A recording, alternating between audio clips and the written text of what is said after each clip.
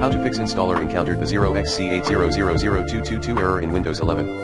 To fix installer encountered the 0xc8000222 error in Windows 11, try 1. Run Windows Update Troubleshooter. 2.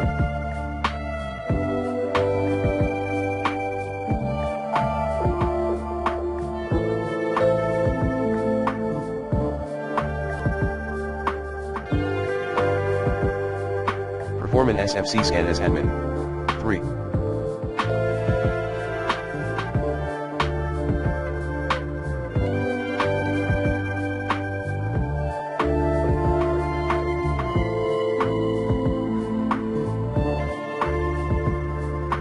Run the check disk tool, chkdskc/f/r/x.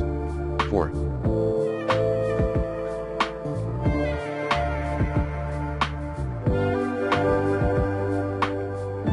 Run DISM as admin. DISM/online/cleanupimage/scan health DISM/online/cleanupimage/restore health 5. Update your system or install the Microsoft.NET Framework software in Windows Clean Boot.